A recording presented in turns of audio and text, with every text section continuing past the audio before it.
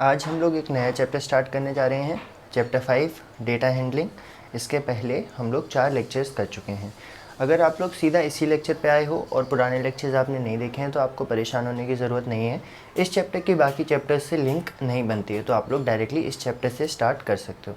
लेकिन फिर भी अच्छा होगा कि अगर आप बाकी सारे लेक्चर्स भी, बाकी सारे चारों चैप्टर्स भी कवर अप कर लो, चाहे भले इसके बाद कर लो। तो उन सारे चैप्टर्स की लिंक भी आपको डिस्क्रिप्शन में मिल जाएगी। क्लास 8 की एक पूरी प्लेलिस्ट है, वो लिंक आपको डिस्क्रिप्शन में मिल जाएगी, आप वहाँ से पढ़ सकते हो। इसके अलावा क्लास 8 की साइंस के भी क्लासेस रेगुलरली अपलोड हो रही हैं, तो आप वो लोग भी वहाँ वो चीज़ें भी, वो भी साइंस भी पढ़ सकते हो। इसके बाद बात करें, आज हम लोग चैप्टर करने जा रहे हैं डेटा हैंडलिंग।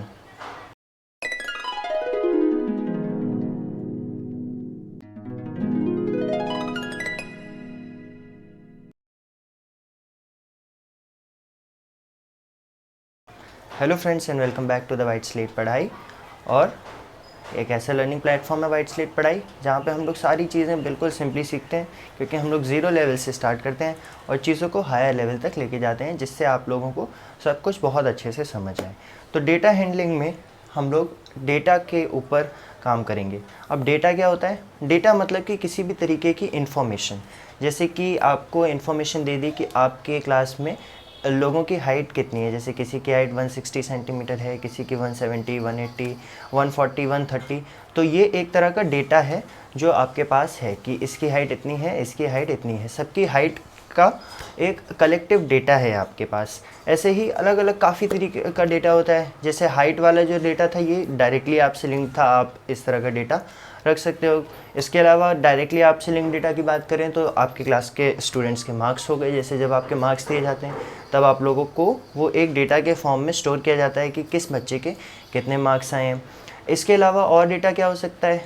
जैसे मैन्युफैक्चरिंग की बात करें तो जो कंपनीज कार बनाती हैं, जैसे एक company let's say Tata car बनाती है, तो एक साल में एक मॉडल की कितनी कार बना रही है, उस चीज़ का डेटा रखेगी वो। तो इस डेटा के ऊपर हम लोग काम करना आज के लेक्चर में सीखेंगे। और पिछले लेक्चर की तरह ये वाला पिछले वाले चैप्टर की तरह ये चैप्टर भी 6 या ज़्यादा से ज़्यादा 7 वीडियोज़ में, मतलब इसी वीक में कंप्लीट हो जाएगा। ठीक है, उसके बाद हम लोग हमारा नेक्स्ट चैप्टर स्टार्ट करेंगे, स्क्वायर्स वाला।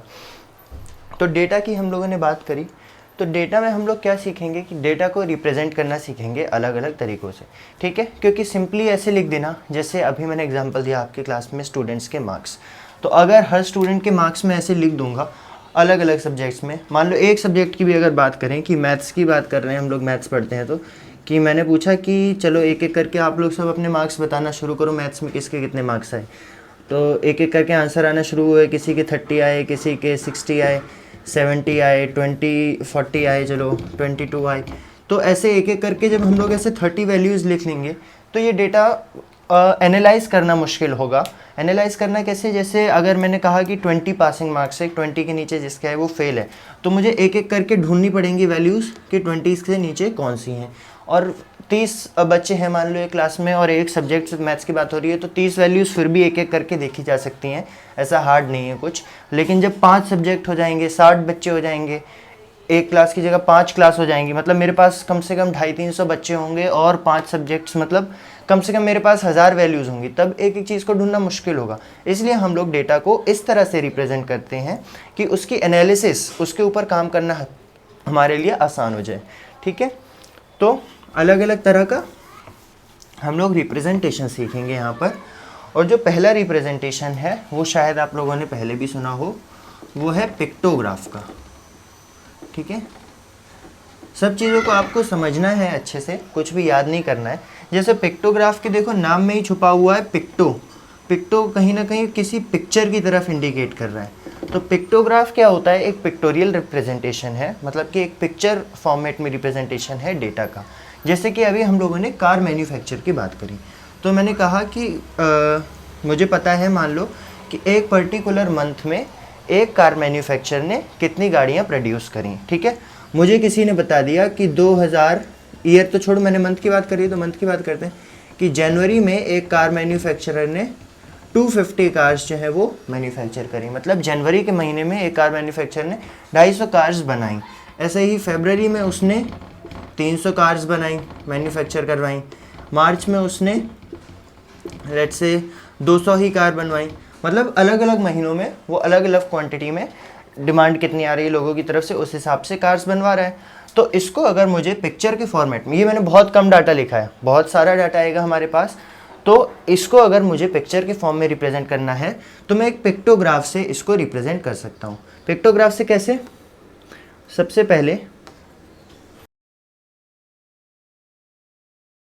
देखिए, तो सबसे पहले क्या करेंगे, पिक्टोग्राफ, एक पिक्चर की बात करी तो पिक्चर, देखो कार मैन्युफैक्चरिंग की बात हो रही है तो एक कार की पिक्चर बना लेंगे, ऐसे रफ फिगर, कोई ज़रूरी नहीं है बहुत अच्छी फिगर हो आपकी। मान लो कि ये एक कार है, तो एक कार जो है, मैंने कहा कि एक कार जो ऐसे मैंने फिगर से बनाई है, ये थियोरेटिकली 100 कार्स के बराबर है। मतलब कि अगर मुझे कहना है कि उसने 300 कार बेची, तो मैंने इस तरह की जो डायग्राम बनाई वो 100 कार्स के बराबर है, तो 300 के लिए मुझे क्या है, 3 कार्स बनानी पड़ जाएंगी। मतलब जहाँ पर भी मैं ऐसे 3 गाड़ियाँ बना दूंगा तो 3 गाड़ियों का मतलब हो जाएगा कि 300 कार बेची गई हैं। ठीक है, तो इससे हुआ क्या, देखो एक स्केलिंग हो गई। स्केलिंग मतलब इतना बड़ा डेटा, यहाँ पर हमें इतनी सारी कार्स दी गई थी, तो 100 कार को हमने एक कार के थ्रू रिप्रेजेंट कर दिया। अब जाहिर सी बात है कि 250 कार सिर्फ कोई भी कार मैन्युफैक्चर, अगर आप ऑन ग्राउंड भी सर्च करते हो कि कितनी कार्स एक महीने में मैन्युफैक्चर होती हैं, तो हज़ारों लाखों कार मैन्युफैक्चर करता है कोई भी मैन्युफैक्चरर मंथली हिसाब से, सिर्फ इतनी कार्स नहीं करता है। ये हम छोटी वैल्यूज लेके चल रहे हैं ताकि आप इजीली समझ पाएँ उसको। तो बड़े से बड़ा डेटा हम लोग छोटे छोटे फॉर्म में उसको छोटा छोटा कॉम्पैक्ट बना के और मीनिंगफुल बना के रिप्रेजेंट कर सकते हैं। तो अब हमने 100 कार्स को, हर पर 100 कार को एक ऐसी गाड़ी से रिप्रेजेंट कर दिया। ठीक है, तो यहाँ पर आप लिखोगे सबसे पहले कि आपने स्केल क्या लिया है, तो आपने एक जो ड्राइंग वाली कार है उसको 100 कार्स के बराबर लिया है, मैन्युफैक्चर की गई हैं। तो अब जनवरी के महीने में देखो हमने कितनी कार्स ली थी, 250, तो 250 के लिए मुझे कितनी कार्स बनानी पड़ेंगी, 200 के लिए 2 पूरी कार्स, और ये बचे हुई जो कार है उसको आधा कर देंगे क्योंकि हमें सिर्फ 50 कार्स रिप्रेजेंट करनी है। तो यहाँ पर आप इस तरह से सेम उसी तरह से जो बना हुआ है हम यहाँ पर बना लेंगे 2, है ना, 2.5 कार। यहाँ पर आप सिर्फ आधी ही कार बनाओगे एक पहिए के साथ, क्योंकि एक पूरी कार जो है सेम फिगर बनानी है आपको, ऐसे अलग अलग नहीं होनी चाहिए। तो ये 100 रिप्रेजेंट करिए, ये 100 और ये 50। तो हमने क्या किया कि पिक्चर के थ्रू जनवरी में कितनी कार्स मैन्युफैक्चर हुई थी इस चीज़ को रिप्रेजेंट कर दिया। फरवरी में देखो 300 कार्स मैन्युफैक्चर हुई थी, तो हम सीधे एक कार 100 के बराबर है, तो इस तरह से 3 कार्स आप बना दोगे।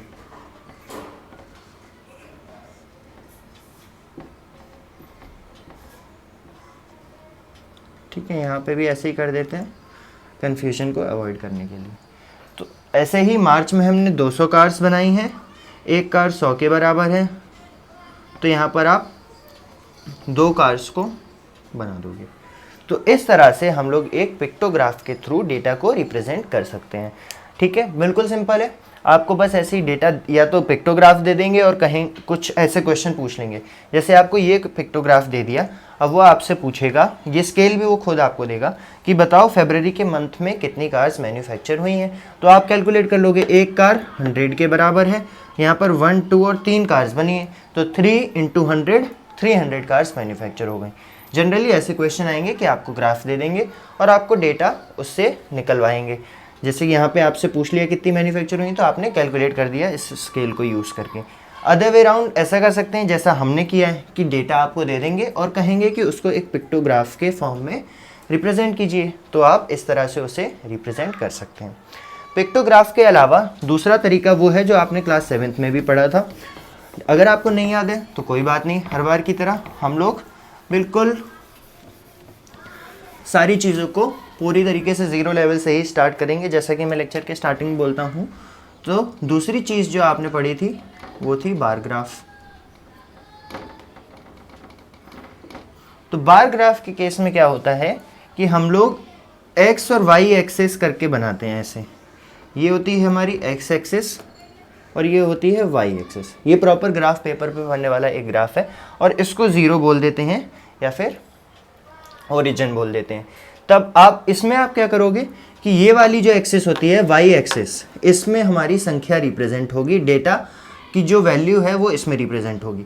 जैसे कितनी कार्स बिक रही हैं, हम इस क्वेश्चन में हमारा मेन एम ये था कि कितनी कार्स बिक रही हैं, तो कितनी कार्स बिक रही हैं वो इस ओरिजिन पे लिया जाएगा। कैसे कि मान लो मैंने यहाँ स्केल बना दिया। एक स्केल क्या करता है, अगर मैं एक स्केल की बात करूँ, कुछ ऐसा दिखता है, ऐसे ऐसे करके, है ना, एक एक mm पे लाइन बनी होती है और एक एक सेंटीमीटर पे ऐसे 0 1 2 3 लिखा होता है। तो स्केल यही तो करता है, ये इतना डिस्टेंस 1 सेंटीमीटर है आपको बताता है, ये इतना 2 है, ये इतना 3 है।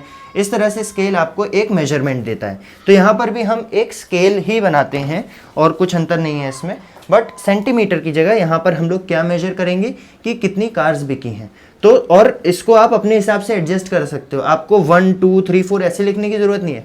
आप देख रहे हो कि आपका डेटा किस रेंज में डील कर रहा है, 100 200 300 400 इस तरह की रेंज में डील कर रहा है, या फिर आप ऐसे भी कह सकते हो कि 50 100 200 250 इस रेंज में डील कर रहा है। तो हर कोई अपनी रेंज डिसाइड कर सकता है। जैसे यहाँ पे मैं 100 200 300 वाली रेंज लेके चलूँ तो मैं क्या करूँगा कि 100 200 300 और 400 मैंने अपना स्केल कैसे बनाया, 100 की रेंज में बना दिया अपना स्केल। आप 50 की रेंज में भी बना सकते थे। मेन बात ये है कि ये स्केल आपको कुछ इस तरह से लेना है कि आपका जो डेटा हो वो इसमें अच्छे से फिट बैठ जाए कहीं ना कहीं, ठीक है। जैसे अब मुझे दिख रहा है कि 200 और 300 तो डायरेक्टली फिट बैठ ही रहा है, और 250 भी अगर मैं इसके बीच में कहीं पे पॉइंट ले लूँगा तो मुझे 250 भी मिल जाएगा। लेकिन अगर यहीं पे मेरे पास और बड़ा डेटा होता, इन सब के अलावा मैंने अप्रैल में 450 गाड़ियाँ 1000 गाड़ियाँ कर दी होती, तो ये मुझे और ऊपर तक खींचना पड़ता। तो और ऊपर तक खींचने की जगह आप क्या कर सकते हो इस केस में कि यहाँ 100 की जगह 200 का स्केल ले लोगे, या फिर और छोटा डेटा आपके पास होता, मतलब कि अभी 100 250 इस रेंज में है, फिर आपके पास छोटा होता है कि 167 कार्स मैन्युफैक्चर हुई, 130 120 इस तरह से हुई, तो आप 50-50 का भी स्केल ले सकते थे। यहाँ पे हमने 100 का स्केल लिया है। अब आपको इस एक्सिस पे रिप्रेजेंट करना है कि वेरी किस चीज़ में हो रहा है। जैसे यहाँ पे वेरी क्या हो रहा है कि जनवरी, यहाँ पे मंथ वेरी हो रहा है कि जनवरी में कितनी हुई मैन्युफैक्चर, फरवरी में कितनी हुई, मार्च में कितनी हुई। तो यहाँ पे आपको अपना एक्स पे वेरिएबल वाली चीज़ ले लेनी है। तो यहाँ पे आप लिख लोगे मंथ्स, ठीक है। इस एक्सिस की हेडिंग हो जाएगी मंथ्स, और इस एक्सिस की वाई एक्सिस की हेडिंग हो जाएगी नंबर ऑफ कार्स मैन्युफैक्चर्ड, ठीक है। तो ये हो जाएगी इस हेडिंग, इस एक्सिस की हेडिंग। तो अब देखो, आपको बार ग्राफ हमेशा एक पर्टिकुलर विड्थ का बनाना है, कुछ इस तरह से, जैसे इस तरह से, ठीक है। तो ये जो विड्थ है अलग अलग महीने पे मोटाई है, वो विड्थ वो मोटाई हमेशा सेम रहेगी। बदलेगा क्या, जो हमें हमारा डेटा तक पहुंचाएगा वो है हाइट। जैसे जनवरी के मंथ में 250 कार्स मैन्युफैक्चर हुई, तो यहाँ से आप 250 देखो यहाँ कहीं पे आ रहे हैं, 200 और 300 के बीच में, है ना।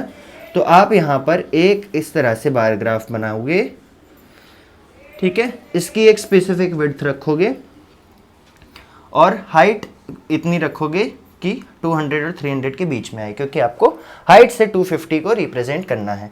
ऐसे ही फरवरी के मंथ की बात करें तो फरवरी में 300 कार्स मैन्युफैक्चर हुई हैं, तो आपको 300 वाली जो रेंज है यहाँ कहीं उतने तक आपको एक बार ग्राफ बनाना है। उसकी भी मोटाई विड्थ इतनी ही रहेगी, हाइट 300 तक चली जाएगी।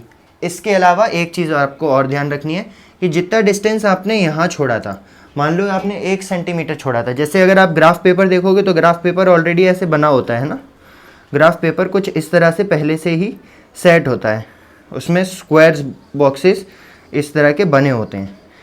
तो अगर मैं ये वाली जो एक्सेस मैंने बनाई है ये ऐसे यहाँ पर मानूँ कि ये एक्सेस है ग्राफ पेपर के कोने पे मेरी, ठीक है, एक्सेस और वाई एक्सेस, तो आप बार ग्राफ कैसे बनाओगे, पहले वाली ये जैसे जगह मैंने छोड़ी है ना, तो एक पूरा बॉक्स आप छोड़ दोगे, आधा भी छोड़ सकते हो लेकिन एक छोड़ दो, सिंप्लिसिटी के लिए एक लेके चलो, कन्फ्यूजन दूर।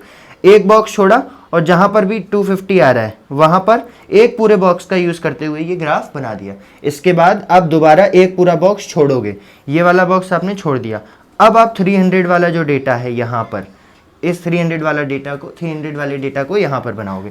तो जितना डिस्टेंस ये लिया था उतना छोड़ने के बाद अब यहाँ पर आप बनाओगे ये 300 वाला बार ग्राफ, ठीक है। विड्थ दोनों की सेम है, कितनी है, 1 कॉलम के बराबर, जो उसका 1 सेंटीमीटर का ग्राफ का एक कॉलम होता है। अगर आपको ग्राफ पेपर पे नहीं ऐसे ही बनाने को कहा जा रहा है तो आप स्केल से मेजर करके एक एक सेंटीमीटर के सारे 1 सेंटीमीटर जगह छोड़ी, एक पे अपना ग्राफ बार ग्राफ बनाया, फिर 1 सेंटीमीटर छोड़ी, फिर 1 सेंटीमीटर बार ग्राफ बनाया, ऐसे बनाएंगे। तो ये हो गया 300। ये था आपका, यहाँ पर भी अंदर भी लिख सकते हो, अंदर लिखने की जगह कोशिश करो यहाँ पर लिख दो जनवरी में कितनी बिकी, फरवरी में कितनी बिकी, मार्च में कितनी बिकी है 200। तो 200 जहाँ पे आ रहा होगा वहाँ कहीं पे 1 सेंटीमीटर छोड़ के 200 के लिए आप एक बार ग्राफ बना देंगे। तो ये हो गया मार्च में कितनी बिकी। अब इसके अलावा क्या होता है कि हम लोग हर महीने का ईयर वाइज कंपैरिजन करते हैं। मतलब कि आज इस साल 2021 के जनवरी में मैंने कितनी गाड़ियाँ बनवाई और 2020 जो गुजर चुका है उसके जनवरी में कितनी गाड़ियाँ बनवाई। इसकी वजह ये होती है कि जैसे आपने सबने देखा होगा कि दिवाली के टाइम पे काफ़ी सारे ऑफर्स आते हैं, और नहीं भी आते हैं तो हमारा फेस्टिवल आता है धनतेरस नाम का, जिस पे सब लोग बड़ी बड़ी चीज़ें खरीदते हैं, जैसे इलेक्ट्रॉनिक्स हो गए, नया फ़ोन खरीदते हैं, ज्वेलरी खरीदते हैं, गाड़ी, लैपटॉप्स, कंप्यूटर्स, काफ़ी सारी चीज़ें खरीदते हैं। तो उन मंथ्स में जब दिवाली आती है अक्टूबर नवंबर में, तब इन सारी चीज़ों की सेल बढ़ जाती है। इसलिए अलग अलग मंथ्स में, मतलब जनवरी, फरवरी, मार्च ऐसे कंपेयर करने की जगह हम लोग कई बार ये कंपेयर कर लेते हैं कि 2021 की दिवाली में मेरी कितनी सेल हुई और 2020 में मेरी कितनी सेल हुई थी। तो उन केसेस में हम लोग क्या करते हैं कि इसी ग्राफ को एक्सटेंड कर देते हैं। एक्सटेंड कैसे करते हैं, कुछ ऐसे करते हैं, देखो उसमें हम लोग एक सिंगल बार ग्राफ की जगह एक डबल बार ग्राफ का कॉन्सेप्ट लेके आ जाते हैं। डबल बार ग्राफ क्या होता है, तो डबल बार ग्राफ के केस में क्या होता है कि मैंने ये डेटा हो गया, मान लो मेरा 2021 का डेटा हो गया मेरे पास कि जनवरी में इतनी बिकी, फरवरी में इतनी और मार्च में इतनी। ऐसे ही 2020 का डेटा मैंने लिखा कि जनवरी में मेरी बिकी थी 150 गाड़ियाँ, फरवरी में मेरी बिकी थी 250 गाड़ियाँ और मार्च में मेरी बिकी थी, लेट्स से यहाँ पर भी 250 ही गाड़ियाँ बिकी थी। तो अब मेरे को जनवरी से यहाँ पर तो बहुत छोटा सा डेटा है, तो कंपैरिजन दिख रहा है कि 2020 में सिर्फ 150 गाड़ियों की ही डिमांड थी, मैंने 150 गाड़ी बनाई थी। यहाँ पर डिमांड 2021 में बढ़ गई, मैंने 250 गाड़ियाँ बनाई। सिमिलरली फरवरी में मुझसे 2020 में सिर्फ 250 गाड़ियाँ मांगी गई थी, तो मैंने 250 बनाई, पर 2021 में डिमांड 50 गाड़ी की बढ़ गई, तो मैंने 300 गाड़ी बनाई। ऐसे ही मार्च में मैं देख रहा हूँ कि यहाँ पर मुझे 2020 में 250 कार्स की मांग हुई थी, तो मैंने 250 उनको मैन्युफैक्चर करके दी थी। बट 2021 में क्या हुआ कि डिमांड कम हो गई, यहाँ पर 50 गाड़ियों की डिमांड कम हो गई, तो मैंने उन्हें 200 ही दी। तो यहाँ तो छोटा सा डेटा था, तो मैंने बड़े आराम से देख लिया। लेकिन यही डेटा, छोटे डेटा में भी अभी आप देखोगे जब हम ग्राफ पे बनाएंगे तो कितना अच्छा एक रिप्रेजेंटेटिव वे हो जाएगा कंपैरिजन करने का। जैसे यहाँ पे कई बार गलती के भी चांसेस हैं, बहुत सारे डेटा, बहुत सारी वैल्यूज़ दी हुई हो कि क्या बढ़ा क्या घटा, आप कंफ्यूज हो सकते हो कई बार और गलत कर सकते हो। मान लो 250 से 200 आ रहे हैं, आपने कम की जगह लिख दिया कि 50 कार्स की डिमांड बढ़ गई जल्दबाजी में। लेकिन ग्राफ में आप कभी भी गलत नहीं करोगे क्योंकि सब चीज़ें आपको सामने दिख रही होंगी। तो डबल बार ग्राफ क्या है कि हम लोग एक साथ, जैसे अभी हम लोग क्या कर रहे थे कि हमने एक बार ग्राफ, एक बार, ये इस चीज़ को बार बोलते हैं, एक बार बनाई, फिर उतनी ही जगह छोड़ के दूसरे महीने के लिए कितनी कार्स बिकी उसकी बार बनाई, फिर छोड़ के तीसरे महीने की बार बना दी। तो अब हम लोग क्या करेंगे इसकी जगह कि हम लोग एक साथ अलग अलग सालों के 2 महीनों की बार बनाएंगे।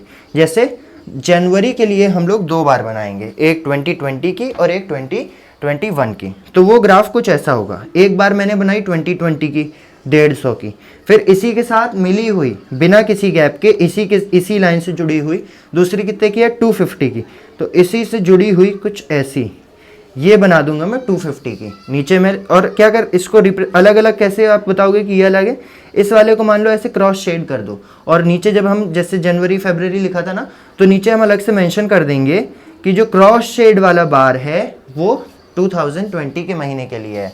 ठीक है, तो अब देखो कितना अच्छे से आपको चीज़ सामने दिखेगी कि 2020 में इतनी सी ही गाड़ी बिकी थी और 2021 में इतनी, मतलब इतनी वैल्यू बढ़ गई। और ग्राफ पे जब आप यहाँ पर स्केल भी बना होगा वाई एक्सिस पे, तो बिल्कुल साफ साफ देख पाओगे कि 50 गाड़ियों की डिमांड जो है वो बढ़ जाएगी। तो इसको ग्राफ पे बना के देखते हैं हम लोग कैसे बनाएंगे। स्केल सेम रखेंगे, अभी भी हम लोग 100 की वैल्यू पे, तो 100 की वैल्यू का स्केल क्या हो जाएगा, ये देखो हमेशा, ये हमेशा 0, तो यहाँ पर मैंने 100 लिया, यहाँ पर 200 लिया, यहाँ पर 300 लिया। इस पर्टिकुलर वैल्यू के लिए 50 का भी लिया जा सकता था, बट और छोटा बनाने के लिए ग्राफ को मैंने 100 का ले लिया। ठीक है, 300 से ज़्यादा तो कहीं पे गार्स बिके ही नहीं है, तो 300 के ऊपर एक वैल्यू ज़्यादा से ज़्यादा और लिख लो ताकि ग्राफ अच्छा दिखे, और बस उसके बाद छोड़ दो, उसके ऊपर आपको लिखने की ज़रूरत नहीं है। ठीक है, ये है हमारी वाई एक्सिस, इसको वाई एक्सिस बोलते हैं। और साथ में आपको लेबल करना पड़ेगा, मतलब लिखना पड़ेगा कि इस एक्सिस पे क्या रिप्रेजेंट कर रहे हैं हम लोग। इस एक्सिस में हम लोग रिप्रेजेंट कर रहे हैं number of cars manufactured in a month. ठीक है, तो वो आप ऐसे करके लिखोगे, number of cars manufactured in a month, और इस एक्सिस में हम लोग लिखेंगे मंथ, कौन से महीने की बात करी जा रही है। ठीक है, तो अब सबसे पहले जनवरी का हमें 2 बार्स बनाने, एक जनवरी 2020 का और एक जनवरी 2021 का। तो जनवरी 2020 में 150 कार्स बिकी हैं, 150 यहाँ कहीं पे आ रहा है। ठीक है, तो 1 सेंटीमीटर की जगह छोड़ने के बाद आप 150 का एक बार बना दोगे। फिर आपको जनवरी का ही 2021 का बनाना है, वहाँ पर आपकी 250 कार्स बिकी हैं। 250 कहाँ पर है, यहाँ कहीं है, तो इसी से जुड़ा हुआ ये हो जाएगा 250 का बार। जितनी मोटा ये है उतना ही मोटा इसको रखना है। दोनों को रिप्रेजेंट करने के लिए आप इसको हल्का सा पेंसिल से शेड कर सकते हो करके, या फिर जैसे पहले हमने किया था ऐसे क्रॉस में लाइनिंग कर सकते हो उसकी, अलग से फिर मेंशन कर देंगे नीचे एक ऐसे रफ सा बना के कि ये वाला जो है वो 2020 के लिए है, 2020 के लिए, और जो नॉर्मल बिना शेड किया हुआ है वो 2021 के लिए। इसके नीचे आप अलग से ऐसा मेंशन कर देंगे छोटा सा। तो ये हो गई बात जनवरी के महीने की। ऐसे ही फरवरी के महीने में देखें तो 2020 पहले, इसमें देखो 2020 पहले रिप्रेजेंट किया है तो इसमें भी वही करोगे। फरवरी में 250 कार्स बिकी हैं, 250 की लेवल कौन सी है, यही वाली है। तो एक ग्राफ की अब जगह छोड़ो क्योंकि अब हम अगले महीने पर आ गए। तो एक बार की जगह छोड़ने के बाद ये आपने बनाई फरवरी के 2020 की, और ये भी आपको करना ज़रूरी है क्योंकि यहाँ पे आपने किया था।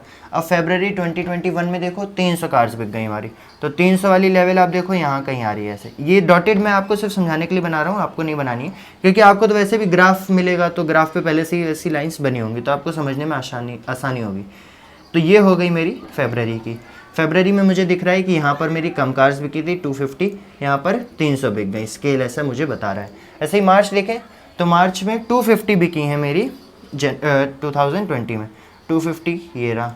तो मार्च में मेरी 250 बिकी हैं 2020 में, और 2021 में 200 ही बिकी हैं। तो 200 की लेवल देखो यहाँ कहीं आ रही है, मतलब इतनी ही बिकी। ठीक है, इसको ग्राफ को आप एक्सटेंड कर दोगे, पेंसिल हमेशा आपके हाथ में मिटा के कितना भी एक्सटेंड कर सकते हो। सेम विड्थ रहनी चाहिए सारे ग्राफ की, इसकी इन सब की, और जो गैप छोड़ा है उसकी भी। तो ये हो जाएगा मार्च का महीना। तो आपने देखा कैसे डबल बार ग्राफ से हम लोग अलग अलग साल का भी डेटा रिप्रेजेंट कर सकते हैं। ठीक है, और क्या ज़रूरत पड़ी इसको रिप्रेजेंट करने की, वो भी मैंने आपको एग्जांपल देके समझाया कि मैं अलग अलग टाइम पे कंपेयर कर सकता हूँ कि पर्टिकुलर कंडीशंस। ये जो दिवाली का मैंने एग्जांपल दिया था ये एक कंडीशन थी कि उस टाइम सेल बढ़ती है घटती है। तो जब सेम कंडीशंस रहीं, दिवाली उस साल भी थी, दिवाली इस साल भी थी, तो क्या बदलाव आया मार्केट में, कितनी डिमांड बढ़ी या घटी, कितनी मेरी मैन्युफैक्चरिंग बढ़ी या घटी, ये चीज़ें मैं आराम से कंपेयर कर सकता हूँ ग्राफ के थ्रू। मुझे दिख रहा है कि यहाँ पर इतना ही था, यहाँ इतना हो गया, यहाँ इतना ही था, यहाँ इतना हो गया। जब छोटा सा डेटा होगा तो हम थ्योरेटिकल वैल्यूज़ के साथ डील कर सकते हैं, लेकिन किसी भी कंपनी को बहुत बड़े डेटा के साथ डील करना पड़ता है। इसलिए बड़े डेटा को हम लोग इस तरह से रिप्रेजेंट कर सकते हैं ताकि एनालिसिस उसकी आराम से कर पाएँ। तो अभी तक हम लोग डाटा को रिप्रेजेंट करने के, डाटा या फिर डेटा दोनों ही चीज़ें, दोनों प्रोनाउंसिएशन बिल्कुल सही है, वैसे डेटा ज़्यादा एक्यूरेट है। तो डेटा को रिप्रेजेंट करने के हम लोग 3 फॉर्म्स देख चुके हैं। हमने देखा एक पिक्टोरियल ग्राफ, एक बार ग्राफ और एक डबल बार ग्राफ। इसके बाद हम लोग देखेंगे, मान लो मैंने एक एक करके आपसे सबसे पूछना स्टार्ट किया कि आपका फेवरेट सब्जेक्ट क्या है, और उसको नोट डाउन करने लगा। ठीक है, तो एक बच्चे ने बोला आर्ट्स, ड्राइंग बनाना मुझे पसंद है, फिर किसी ने बोला मुझे मैथ्स पसंद है, फिर किसी ने बोला मुझे साइंस पसंद है, उसके बाद किसी ने कहा कि मुझे हिंदी पसंद है, फिर किसी ने बोला कि मुझे इंग्लिश पसंद है, फिर एक कोई बच्चा है उसने कहा मुझे भी मैथ्स पसंद है। क्योंकि हो सकता है ऐसा थोड़ी है हर बच्चे को एक अलग ही सब्जेक्ट पसंद हो, 5 ही तो सब्जेक्ट हैं, बच्चे 50-60 हैं, तो बहुत से सब्जेक्ट ऐसे होंगे जैसे मैथ्स 5-10 बच्चों को पसंद है। तो अब फिर किसी ने बोला मैथ्स पसंद है, फिर किसी और ने भी बोल दिया मुझे भी मैथ्स पसंद है, फिर किसी और ने भी बोल दिया मुझे भी मैथ्स पसंद है, फिर किसी और ने भी बोल दिया मुझे भी मैथ्स। तो ऐसे मैथ्स के धीरे धीरे बढ़ते आ रहे, फिर एक और ने मैथ्स बोल दिया, फिर कोई आया कि नहीं मैथ्स हार्ड लगती है, आर्ट्स आसान है, फिर एक और आर्ट्स वाला आ गया कोई, फिर ऐसे ही हिंदी वाले आ गए, फिर एक और हिंदी, फिर इंग्लिश आ गया मान लो, फिर सब ने कहा ये सब फालतू बकवास है, मैथ्स मुझे आसान लगती है, मैथ्स पढ़ेंगे। तो इस तरह से मान लो इतने जितने भी हो गई है 1 2 3 4 17-18 कुछ स्टूडेंट्स हो गए हैं यहाँ पर। तो उनकी रिकॉर्डिंग्स हम लोगों ने लिख ली हैं कि उनको क्या क्या सब्जेक्ट्स पसंद हैं। चलो 2 और लिख लेते हैं।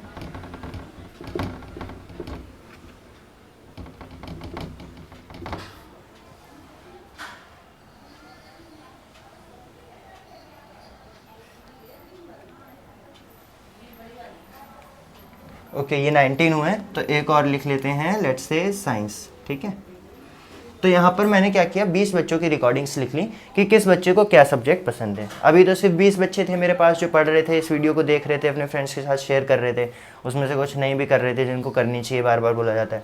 तो उन 20 बच्चों की रिकॉर्डिंग मैंने यहाँ पर लिख ली कि उनको कौन सा सब्जेक्ट पसंद है। अब मुझे अगर एनालाइज करना है कि कितने बच्चे ऐसे हैं, क्योंकि मैं तो मैथ्स पढ़ा रहा हूँ, जिन्हें मैथ्स पसंद है, तो मैं एक एक करके काउंट करूँगा, 1 2 3 4 5 6 7 8। तो मैंने देखा कि 8 स्टूडेंट्स को पसंद है वो सब्जेक्ट जो मैं पढ़ा रहा हूँ, उनको समझ आ रहा है, उनको अच्छा भी लग रहा है थोड़ा थोड़ा। तो इसके अलावा क्या होगा कि जब बहुत सारा डेटा आ जाएगा मेरे पास, तो ऐसे एक एक करके मैं 1 2 3 4 करके तो काउंट कर नहीं सकता, वो मेरे लिए बहुत मुश्किल हो जाएगा। यहाँ 20 डेटा था, 20 वैल्यूज़ थी, तो मैंने आराम से कैलकुलेट कर लिया। तो इस तरह के डेटा को रिप्रेजेंट करने के लिए हम डील करते हैं कुछ ऐसे। मान लो मैंने यहाँ पर लिखा, एक टेबल बना दिया, जैसे क्या है यहाँ पर सब्जेक्ट, और शायद आपने पहले सुना हो टेली मार्क्स। ठीक है, इस टेली मार्क्स, और यहाँ पर number of students. Number of students क्यों? क्योंकि यहाँ पर हम लोग बात कर रहे हैं कि एक एक सब्जेक्ट कितने नंबर ऑफ स्टूडेंट्स को पसंद आया। ठीक है, नंबर मतलब एक तरह से ये क्या हो गया, फ्रीक्वेंसी हो गई कि कितने बच्चों को पसंद आया, संख्या की बात कर रहे हैं। तो यहाँ पे कौन कौन से सब्जेक्ट्स लिए थे हमने, आर्ट लिया था, आर्ट्स, मैथ्स, साइंस, हिंदी और इंग्लिश, 5 सब्जेक्ट लिए थे हमने। तो अब हम लोग क्या करेंगे कि एक अच्छे फॉर्म में डेटा को रिप्रेजेंट करेंगे, एक एक करके प्रोसेस करेंगे, बट वो मेहनत सिर्फ एक बार करेंगे, बार बार नहीं। तो हमने सबसे पहले देखा आर्ट्स, तो आर्ट्स के सामने आप ऐसी एक लाइन खींच दोगे, एक बच्चा हो गया आर्ट का। फिर हमने देखा मैथ्स, तो मैथ्स के सामने एक लाइन खींच दोगे, एक बच्चा हो गया। फिर आपने देखा साइंस, तो एक लाइन साइंस के सामने। फिर आपने देखा हिंदी, तो एक लाइन हिंदी के सामने। फिर हमने देखा इंग्लिश, तो एक लाइन इंग्लिश के सामने। तो इस तरह से एक एक करके हम लाइन्स ड्रॉ करेंगे। अब आप सोचोगे लाइन्स भी काउंट करनी पड़ेंगी, बट नहीं, क्यों नहीं करनी पड़ेंगी वो भी देखते हैं। फिर आया मैथ्स मैथ्स मैथ्स मैथ्स, 4 बच्चे आए मैथ्स के, तो मैथ्स की 4 लाइनें होंगी, 1 2 3, लेकिन चौथी लाइन हम ऐसे नहीं बनाएंगे। जैसे ही किसी भी डेटा की 4 लाइन्स हो जाएंगी, 5वीं लाइन हम ऐसे उसे कट करते हुए बनाएंगे, और इस 5 को ही दोबारा शुरू करेंगे अगर आगे हमारे पास कुछ आता है तो। मतलब कि 5-5 के ग्रुप में डेटा को रिप्रेजेंट करेंगे। तो इससे क्या होगा, अगर मैं आपको ऐसे 10 कुछ लाइन्स बना के दे दूँ, तो अब आपसे बोलूँ काउंट करो कितनी हैं, तो आप एक एक करके काउंट करना ही पड़ेगा आपको, 1 2 3 4 5 6 7 8 9। लेकिन इसकी जगह अगर मैं इसी 9 को ऐसे रिप्रेजेंट कर दूं कि एक ग्रुप में 5 का बना दूं और 4 लाइंस अलग से बना दूं, तो 4 लाइंस देखो तुरंत दिख जाती हैं कि 4 लाइंस है, और एक ग्रुप मुझे पता है कि 5 का मैंने बनाया, तो 5 + 4 कर लोगे आप। ऐसे ही अगर यहाँ पर 12 वैल्यूज़ होती तो आप देखते कि 2 5 के ग्रुप हैं, मतलब 5 2 10, और 2 वैल्यूज़ ऐसे हैं। तो बेसिकली हम लोग 5-5 का ग्रुप बना देंगे ताकि चीज़ें आराम से समझ आएँ। तो वहाँ तक देख लिया था हम लोगों ने। अब इसके बाद आया एक बच्चा साइंस का, ये हो गया साइंस। फिर एक बच्चा दोबारा मैथ्स का आ गया, मैथ्स। 2 बच्चे आर्ट्स के आ गए, 1 2। फिर 2 हिंदी के आ गए, 1 2। फिर 1 इंग्लिश का आया, इंग्लिश। फिर 2 मैथ्स के आए, मैथ्स मैथ्स। फिर इंग्लिश और 1 हिंदी, 1 इंग्लिश और 1 हिंदी। ठीक है, और किसी में 5 बच्चे नहीं हुए, इसलिए कहीं पे भी हमें काटने की ज़रूरत नहीं पड़ी। तो अब इससे मुझे देखो काउंट करना कितना आसान हो गया। 3 सामने सामने दिख रहा है, नंबर ऑफ स्टूडेंट्स जिन्हें आर्ट्स पसंद है 3। मैथ्स 5 + 1 2 3 8, मैथ्स 8 को पसंद है। साइंस 2, हिंदी 4, और इंग्लिश 3। तो इस तरह से आप तुरंत डेटा को रिप्रेजेंट कर सकते हो। अब एक बार की आपको मेहनत लगी, आपको सारे डेटा को प्रोसेस करना पड़ा, बट अगली बार जब भी आपको देखना होगा वही सेम चीज़, आपको देखना होगा कि कितने बच्चों को मैथ्स पसंद है या नहीं है, तो आप फिर से कैलकुलेट नहीं करोगे, क्योंकि जाहिर सी बात है आपके पास और भी सारा काम है। आप दिमाग में आपको एक बार में आपने देख लिया 8 बच्चों को पसंद है तो फिक्स नहीं हो जाएगा, हो सकता है आपको दोबारा देखने की ज़रूरत पड़े। तो इस तरह का रिप्रेजेंटेशन आपको इजीली चीज़ों को दिखाता है और कंपैरिजन इजी करता है। चलो एक बार आपको याद हो भी गया कि मैथ्स कितने बच्चों को पसंद है, बट आप कंपेयर नहीं कर पाओगे। जैसे यहाँ पर सिर्फ मैथ्स की बात ना करते हुए अगर हम ये देखें कि किस बच्चों को सबसे कम कौन सा सब्जेक्ट पसंद है, तो यहाँ पे साइंस है कि 2 ही बच्चों को सिर्फ साइंस पसंद है, साइंस बहुत कम पसंद आ रही है। सेकेंड मोस्ट लव्ड सब्जेक्ट कौन सा है, सबसे ज़्यादा किसको पसंद आ रहा है, मैथ्स के बाद क्या सब्जेक्ट पसंद आ रहा है, तो हमें दिख रहा है कि हिंदी सबसे ज़्यादा पसंद आ रहा है 4 बच्चों को। तो इस तरह का कंपैरिजन जब ये डेटा सामने होगा आप तभी कर सकते हो। अगर यही कंपैरिजन आप यहाँ कर दो कि कितने बच्चों को मैथ्स पसंद है माइनस कितने बच्चों को हिंदी पसंद है, कैलकुलेट करो, तो पहले तो मैथ्स कैलकुलेट करोगे, फिर हिंदी कैलकुलेट करोगे, तब तक भूल जाओगे कि मैथ्स कितना कैलकुलेट किया था, है ना। इसलिए यहाँ पर डेटा में आपको सामने सामने दिख जाएगा कि 5 + 3 8 लोगों को मैथ्स पसंद है, 4 लोगों को हिंदी पसंद है, 8 - 4 हो जाएगा दोनों का डिफरेंस। तो ये हो गया हमारा पिक्टोरियल रिप्रेजेंटेशन। अच्छा, पिक्टोरियल रिप्रेजेंटेशन की एक ड्रॉबैक है, जैसे यहाँ पर मेरा डेटा का जो ये थी वैल्यूज़ आ रही थी डेटा की, वो बहुत छोटी थी, मतलब सिर्फ 5 सब्जेक्ट थे। हो सकता है कि आपसे अगर आपको डेटा सिर्फ सब्जेक्ट के लिए तो हमेशा बनाएंगे नहीं, बहुत सारे वाइड वैरायटी ऑफ डेटा के लिए हम लोग को ये टेलीग्राफ, इसको हम लोग अच्छा हाँ फ्रीक्वेंसी डिस्ट्रीब्यूशन टेबल बोलते हैं, frequency distribution table. Frequency distribution table इसको इसलिए बोलते हैं क्योंकि फ्रीक्वेंसी का मतलब होता है हिंदी में बोलें तो तादाद, ठीक है।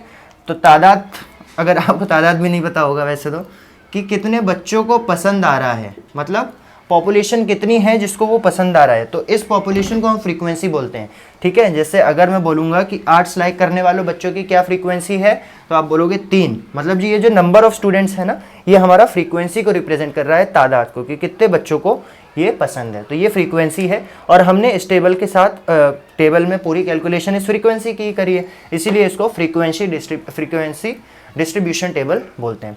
तो अब फ्रीक्वेंसी की जब बात हुई, तो जैसा अभी मैं बोल रहा था कि डेटा हर बार हमें इतना छोटा नहीं मिलेगा।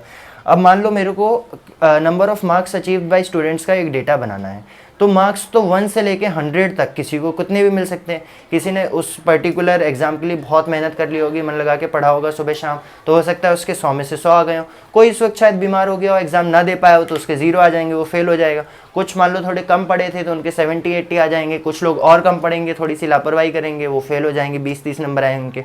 तो मेरे पास 100 वैल्यूज़ हो जाएंगी टोटल, पॉसिबल वैल्यूज़, ज़रूरी नहीं है सबके आते भी नहीं है 100 पूरे की, 1 का 1 आया 1 का 2 आया, लेकिन फिर भी पॉसिबल वैल्यूज़ मेरे पास 100 हो जाएंगी कि किसी के 1 से लेकर 100 के बीच में कहीं पे भी मार्क्स आ सकते हैं। तो तब मैं यहाँ पर 100 ऐसी वैल्यूज़ का तो एक टेबल बना नहीं सकता। तो ऐसे केसेस में हम लोग क्या करते हैं, ऐसे केसेस में हम लोग एक क्लास बना देते हैं।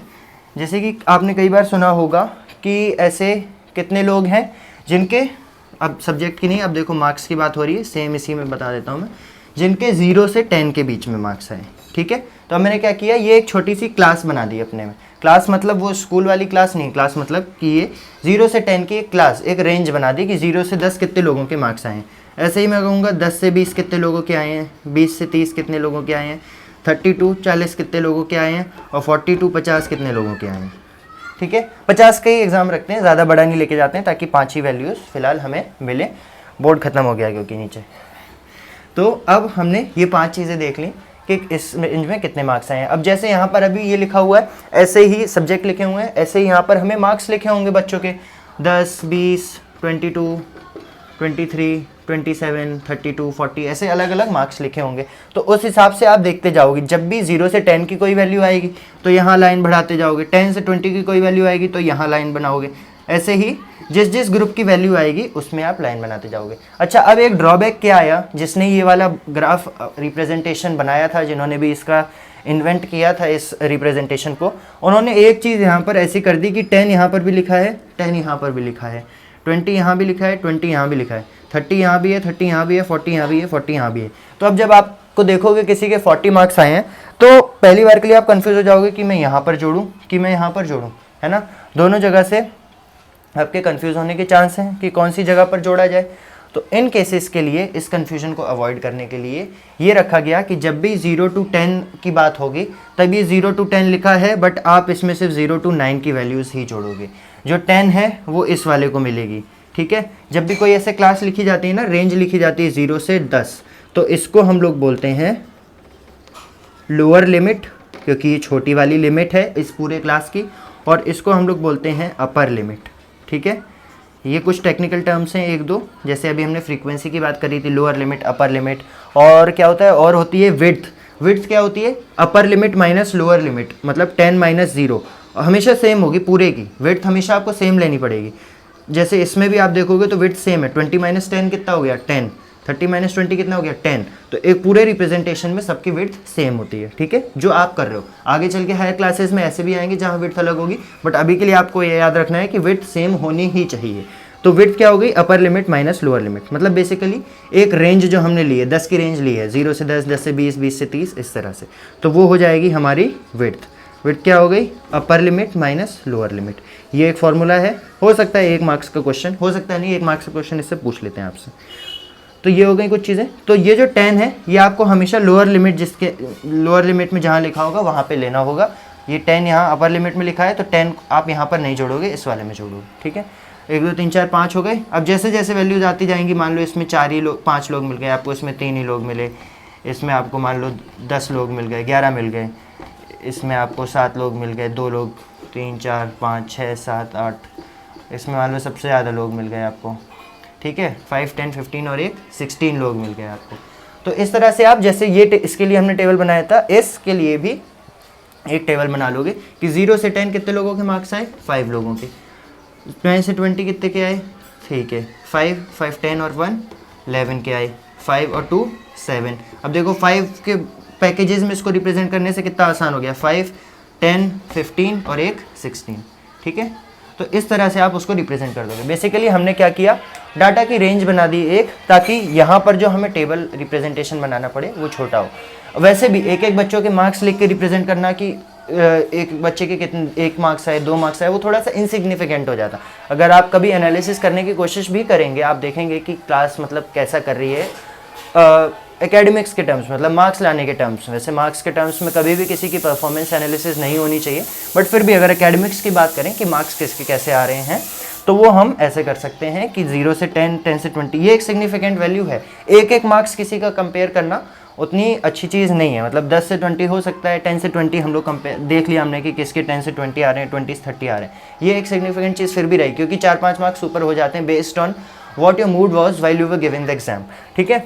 तो इतना कंपैरिजन फिर भी ठीक है, एक एक वैल्यू इनसिग्निफिकेंट है और उतना बड़ा डेटा हमें रिप्रेजेंट करना भी नहीं होता है। इसलिए हमने क्लासेस बनाई, डाटा को कॉम्पैक्ट किया और छोटी सी जगह में इस तरह से रिप्रेजेंट कर दिया कि हम उसके एनालिसिस बड़े आराम से कर पाएँ। अब इसी चीज़ को, अच्छा जैसे वो हमारा फ्रीक्वेंसी डिस्ट्रीब्यूशन टेबल था, है तो ये भी हमारा फ्रीक्वेंसी डिस्ट्रीब्यूशन टेबल ही, पर इसमें हमने क्या किया, यहाँ पर ग्रुप्स बना दिए छोटे छोटे, पूरे डाटा जो हमारे पास था उसके छोटे छोटे ग्रुप्स बना दिए हमने। तो इसको हम लोग एक स्पेशल नाम दे देते हैं। जैसे पहले वाले को हमने बेसिक फ्रीक्वेंसी डिस्ट्रीब्यूशन टेबल बोला था, मतलब बेसिक नहीं, सिर्फ फ्रीक्वेंसी डिस्ट्रीब्यूशन टेबल बोला था, वो बेसिक फॉर्म था। तो ये वाले को आप बोल दोगे ग्रुप्ड फ्रीक्वेंसी डिस्ट्रीब्यूशन टेबल, ठीक है। इसमें आपने ग्रुपिंग कर दी है, क्योंकि अब ग्रुप्ड फ्रीक्वेंसी डिस्ट्रीब्यूशन टेबल को ही आप लोग बार ग्राफ के फॉर्म में रिप्रेजेंट कर सकते हो, बट वो बार ग्राफ नहीं होगा, मतलब उसको बार ग्राफ कहना ही एक्चुअली गलत है। बार ग्राफ जैसी ही एक और रिप्रेजेंटेशन होती है, उसमें रिप्रेजेंट कर सकते हो। उसमें क्या होगा, सेम जब भी ग्राफ्स की बात होगी तब एक वाई एक्सेस आएगी और एक एक्स एक्सेस आएगी, पिक्टोग्राफ को छोड़ के, क्योंकि पिक्टोग्राफ में पिक्टो शब्द लगा हुआ है, मतलब कि वहाँ पर पिक्चर्स की बात हो रही है। बाकी सब में आपको ग्राफ ऐसा वाई एक्सेस और एक्स एक्सेस ज़रूर मिलेंगे। तो यहाँ पर वाई एक्सेस और एक्स एक्सेस मिल गए। अब इसमें डिफरेंस क्या है, जैसे हमने बार ग्राफ जब बनाया था तब हमने जो हमारा डेटा था वो यहाँ पर रिप्रेजेंट किया था।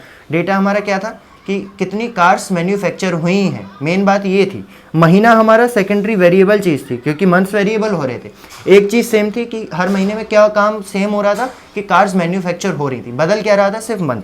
यहाँ पर क्या बदल रहा है, अगर आप देख पा रहे होगे, यहाँ पर हमारे मार्क्स बदल रहे हैं और कितने बच्चे आए हैं वो हम इसमें कैलकुलेट करेंगे, ठीक है। मतलब मेन टास्क जो इस फ्रीक्वेंसी डिस्ट्रीब्यूशन टेबल से हम लोग कर रहे हैं, जैसे कि मैंने अभी बोला था, वो था फ्रीक्वेंसी कैलकुलेट करना। तो जो भी हमारी मेन चीज़ होती है हम कैलकुलेट करते हैं, उसको हम हमेशा वाई एक्सिस पे रखते हैं। तो वाई एक्सिस पे आपने रख दी है फ्रीक्वेंसी, ठीक है, वाई एक्सिस पे हमने रख दी है फ्रीक्वेंसी। अब ये ग्राफ जो हम बनाने जा रहे हैं, सबसे पहले तो इसका नाम बता दूं, इसको बोलते हैं हिस्टोग्राम, ठीक है। अब ये हिस्टोग्राम जो है ये बार ग्राफ से अलग कैसे है, देखने में थोड़ा थोड़ा उसी के जैसा है बट उससे अलग है। इसमें भी हम बार्स बनाएंगे बट इसके बार्स और उसके बार्स में एक छोटा सा अंतर होगा। पहला अंतर ये है कि जैसे वहाँ पे हम बार्स बना रहे थे बार ग्राफ में, तो एक बार बनाया तो एक बार की जगह छोड़ी, फिर दूसरा बार बनाया। इसमें हम लोग कोई जगह नहीं छोड़ेंगे क्योंकि हमारे पास कंटिन्यूस डेटा है, 0 से 10, 10 से 20, 20 से 30। मतलब डेटा कहीं पे भी बीच में कोई ऐसा नहीं है कि 0 से 10 के बाद मैंने 20 से 30 बना दिया। रेगुलर डेटा है तो उसको रेगुलर रिप्रेजेंट करने के लिए हम एक के बाद एक ऐसे ग्राफ्स बनाते जाएंगे, बार्स बनाते जाएंगे, ठीक है। लेकिन इसे हम बार ग्राफ नहीं हिस्टोग्राम बोलेंगे, इसी वजह से कि ये रेगुलर डेटा को रिप्रेजेंट कर रहा है, फ्रीक्वेंसी को रिप्रेजेंट कर रहा है। मेनली डिफरेंस ये है कि ये फ्रीक्वेंसी को रिप्रेजेंट कर रहा है जो वाई एक्सिस पे आ रही है। तो अब हम कैसे रिप्रेजेंट करेंगे, देखो नंबर ऑफ स्टूडेंट्स हमें रिप्रेजेंट करने हैं और मार्क्स की बात यहाँ पर हो रही है। तो अब क्योंकि मार्क्स इस एक्सेस पे तो लिखे नहीं है मैंने, तो मार्क्स मुझे इसी एक्सेस पे लिखने पड़ेंगे क्योंकि ग्राफ में कौन सी दो चीज़ों का बना रहा हूँ, इसका मार्क्स का और नंबर ऑफ स्टूडेंट्स का। नंबर ऑफ स्टूडेंट्स या फिर फ्रीक्वेंसी मैंने यहाँ लिख दी है, तो इस वाली एक्सेस पे मुझे मार्क्स ऑब्टेन्ड ही बनानी पड़ेगी, ठीक है। तो एक्स एक्सिस पे आपने मार्क्स ऑब्टेन्ड ले लिया। मार्क्स ऑब्टेन्ड आपको दिख रहे हैं 10-10 की रेंज में है, 0 से लेके 50 तक। ये तो 0 होता ही है। यहाँ पर आप ऐसी एक लाइन बना के 10 कर दोगे, यहाँ लाइन बना के 20, 30, 40 और 50। तो अब 0 से 10 कितने बच्चों के मार्क्स आए हैं, 5 बच्चों के। अच्छा पहले यहाँ का भी स्केल ले लो। यहाँ का स्केल अब देखो मेरे पास क्या क्या वैल्यूज़ है, 5, 3, 11, 7, 16। तो अगर मैं दो वैल्यूज़ का स्केल लूँ, मतलब 2, 4, 8, 10, तो मुझे बहुत सारी वैल्यूज़ नहीं लेनी पड़ेंगी। 2, 8 जा 16 होता है, तो 8 बार ऐसे 1, 2, 3 ऐसे 8 वैल्यूज़ ऊपर तक लेनी पड़ेंगी सिर्फ, और सारा डेटा मेरा बहुत ईजिली रिप्रेजेंट हो जाएगा। तो मैं 2 का स्केल ले रहा हूँ, 2, 4, 6, 8, 10, 12, 14, 16, ठीक है। 2 का स्केल तो मैंने बहुत छोटा लिया। आप यहाँ पर इस केस में 3 या 5 का भी ले सकते हो, क्योंकि आप जब एक ग्राफ पेपर देखोगे तो उसका एक एक जो छोटा छोटा बॉक्स होता है वो ऐसे 10 इक्वल पार्ट्स में डिवाइडेड होता है ना। तो आप यहाँ पर सीधा 10, 20, 30 भी ले सकते थे, लेकिन फिर क्या होता कि ग्राफ इतना बड़ा है और 2 बॉक्स में ऐसा पूरा ग्राफ बन जाता है, तो अच्छा नहीं लगता देखने में। इसलिए इस तरह में आप 3 से 5 का स्केल ले सकते हो। हमने 2 का लिया, सबसे छोटा पॉसिबल। 1 का भी हो सकता था, फिर बहुत बड़ा हो जाता, तो हमने 2 का स्केल ले लिया। तो अब देखो 0 से 10 ये वाले में कितने लोगों के कितने बच्चों के 0 से 10 मार्क्स आए, 5 बच्चों के। ये 2 है, ये 4 है, ये 6 है। 4 और 6 के बिल्कुल बीच में 5 आता है, ठीक है, यहाँ 5 आएगा।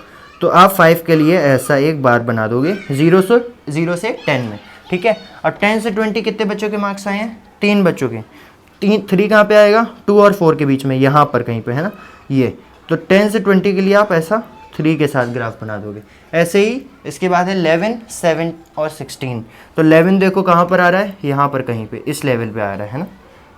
तो ये 11 के लिए आपने ऐसे बना दिया। उसके बाद 7, तो 7 कहाँ आ रहा है, 6 और 8 में, ठीक है। तो 30 से 40 मार्क्स कितने बच्चों के आए हैं, 7 बच्चों के। फिर लास्ट 40 से 50 मार्क्स आए हैं 16 बच्चों के। 40 कहाँ पर है हमारा, 16 कहाँ पे है हमारा, ये रहा 16, ठीक है। तो ये 16 ऐसे 40 से 50 तक वाले में आप ऐसे ड्रॉ कर देंगे। तो हिस्टोग्राम में हमने देखा कि जो हमारे बार्स बन रहे हैं ये सारे रेगुलर बन रहे हैं, इनमें कोई ब्रेक नहीं आ रहा है, और ये लोग ग्रुप फ्रीक्वेंसी डिस्ट्रीब्यूशन टेबल का रिप्रेजेंटेशन हमें दे रहे हैं। तो हमने आज टोटल 6 चीज़ें देखी हैं। इसको मिटाने की जगह मैं आपको अलग से लिख देता हूँ। सबसे पहले हमने देखा एक पिक्टोग्राफ जो कि पिक्टोरियल रिप्रेजेंटेशन देता है हमें डेटा की। उसके बाद देखा हमने 2 तरीके का बार ग्राफ, एक सिंपल बार ग्राफ और एक डबल बार ग्राफ।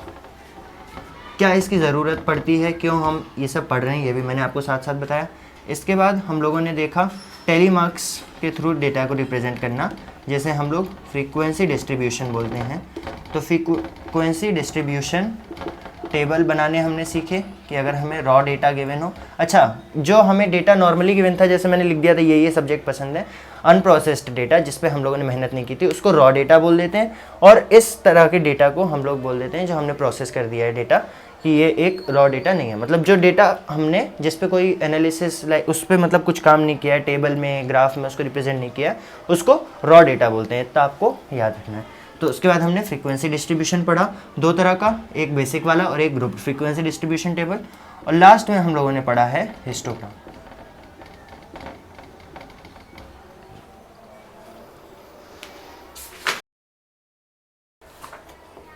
ओके तो देख लिया मैंने, इतना ही है। इसके बाद हम लोग फर्स्ट एक्सरसाइज करेंगे, जो कि इस लेक्चर में ऑब्वियसली नहीं करेंगे, काफ़ी बड़ा लेक्चर हो चुका है ऑलरेडी। इस लेक्चर में अगर आपको कुछ भी नहीं समझ आया, वैसे मैंने कोशिश की है कि बिल्कुल धीमे धीमे चीज़ों को लेके चलो, चाहे लेक्चर बड़ा हो जाए और आपको सब कुछ समझ आए। बट फिर भी कुछ भी नहीं समझ आया, फील फ्री कमेंट्स कर सकते हो, आप बता सकते हो कि क्या नहीं समझ आया पर्टिकुलर पोर्शन या पूरा टॉपिक कहीं पे भी, या फिर डिस्क्रिप्शन में दिए हुए नंबर पे व्हाट्सएप कर सकते हो, ठीक है। बाकी जैसे मैंने स्टार्टिंग में बोला था, क्लास 8 के रेगुलरली लेक्चर्स आ रहे हैं मैथ्स और साइंस के। 4 चैप्टर्स हम लोग मैथ्स में खत्म कर चुके हैं, सबकी लिंक आपको डिस्क्रिप्शन में मिल जाएगी। अगर आपने नहीं देखा है तो खुद भी देखते रहिए, अपने फ्रेंड्स के साथ शेयर भी करते रहिए, ताकि उनका भी भला हो और चैनल की भी ग्रोथ हो थोड़ी सी, ठीक है। Thank you.